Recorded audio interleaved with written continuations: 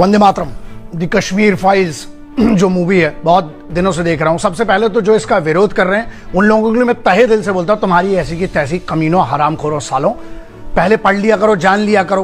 किसी ने इतनी मेहनत करी इतने सालों बाद, तो कोई इतिहास एक ऐसा नंगा सज्जो है जो जिसके बारे में बात ही नहीं हुई है ना। सिर्फ कश्मीरी पंडितों के लिए तो ये हुआ कि चुनाव के मुद्दे रहे हैं, लेकिन जब उन परिवार, हाँ इसमें गलत ये है, मैं बताता हूं जो मुझे समझ में आया वो गलत ये है कि सच नहीं दिखाया गया। क्यों नहीं पता है क्यों सच नहीं दिखाया गया? क्यों? क्योंकि सच की कल्पना में आपकी रूह कांप जाएगी।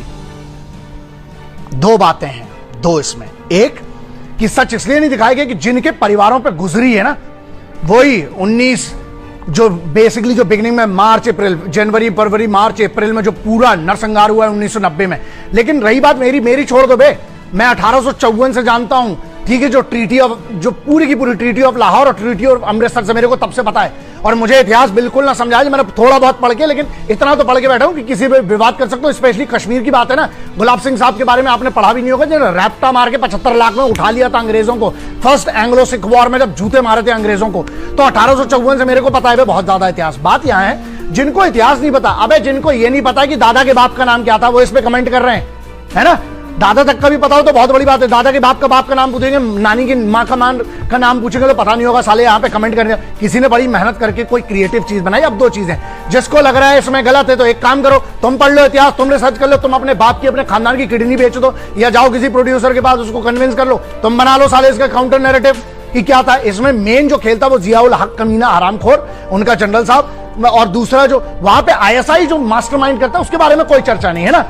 लेकिन एक ये बात भी गलत है कि जो वहां पर जो उस समय के जो 90s में हुआ है जो कश्मीरी पंडितों के साथ, आज आपको यह ध्यान रखना है कि इसके आगे आपके साथ क्या होता है, एक है। और दूसरा, सरकार को इस पर वापस लाकर उनको उनके घरों में बिठाना चाहिए, और जो उनके घरों पे कब्जा करके आज भी बैठे हैं, लात मार के भाव साले हरामखोरों को। तो मैं समर्थन करता हूं और मैं चाहता हूं हर स्कूल कॉलेज और सब में इसका कंपलसरी कर देना चाहिए। और जिसको लगता है गलत है, जावे कोर्ट चले जाओ ऐसी की तैसी, बट अपनी ऐसी तैसी मत करवाओ। किसी ने मेहनत करके कोई काम किया है उसकी इज्जत करो, सम्मान करो। कलाकारों ने बेहतरीन काम किया। और सुनो, हमें औकात नहीं है किसी की भी कि पैसे देके रिव्यू करवा ले। अगर पैसे देके रिव्यू करना होता, हर हफ्ते की 4 मूवी आती हैं, मेरा वो काम नहीं है बे। इसीलिए मैंने इस पे इंतजार किया, मैंने अपना वक्त लिया, क्योंकि मैंने क्या कहा था, बहुत सारे लोग लिख रहे थे सर आप इस पे रिएक्ट करो, क्यों करे बे, तुम्हारे बाप के नौकर लगे।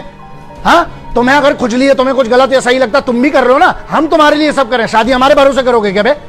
हाँ, तो ऐसा है, खुद की जिम्मेदारी लेना शुरू कर दो। मेरे भरोसे भी मत बैठो, किसी के भरोसे मत बैठो। अगर तुम्हें लगता है कश्मीर में क्या हुआ क्या नहीं हुआ, आधे से ज्यादा इंफॉर्मेशन वहां पर इंटरनेट पे अवेलेबल है, और नहीं है तो थोड़ा कीड़ा लाओ, जाके पढ़ाई करो। हम लोगों ने पढ़ाई की है उसके बारे में, एक मैटर ये करता है। और दूसरा सबसे बड़ा मुद्दा ये है, जो लोग इस पूरे मुद्दे में हर मुसलमान को भी गलत कह रहे हैं, वो भी गलत है। क्यों गलत है? इसका मतलब आप अब्दुल कलाम साहब के बारे में भी गलत कहना चाह रहे हो, आप अब्दुल हमीद साहब के बारे में भी गलत कहना चाह रहे हो। मैं कहता हूं ना हिंदुओं से ना मुसलमानों से इस मुल्क को तकलीफ है, गद्दारों बेईमानों से। अब अच्छा, तो सरकार में जो लोग थे वो किस कम्युनिटी के थे?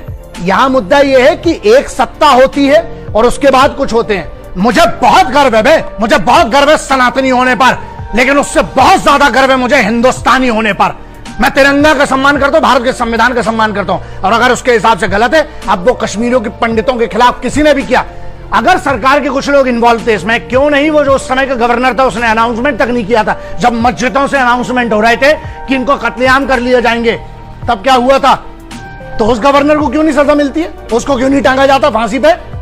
हाँ, उस पर क्यों केस नहीं होता? क्यों तब कोर्ट सब क्यों बड़े बड़े जजमेंट रखे रह गए? तो इसलिए पहले आप पढ़िए, इस पर मैं एक डिटेल करूंगा। पहले यार एक बात है ना, कश्मीर समझ लो, है ना, ये मुद्दा अभी का नहीं है। 71 में जो इनके साथ थे सब, तुम्हें तो पता ही नहीं होगा कि पाकिस्तानियों का यूक्रेन ने कब से साथ दिया था। बहुत सारी चीजें हैं इसमें, बहुत सारी चीजें हैं। लेकिन एक बात बस ध्यान रखना कि अपने वतन को ना अंदर से खोखला मत होने दो, मिलके रहो। और हाँ, जिसने गलत किया, कश्मीरी पंडितों के साथ जिसने गलत किया है, आज मैं सरकार से कहता हूं कि आज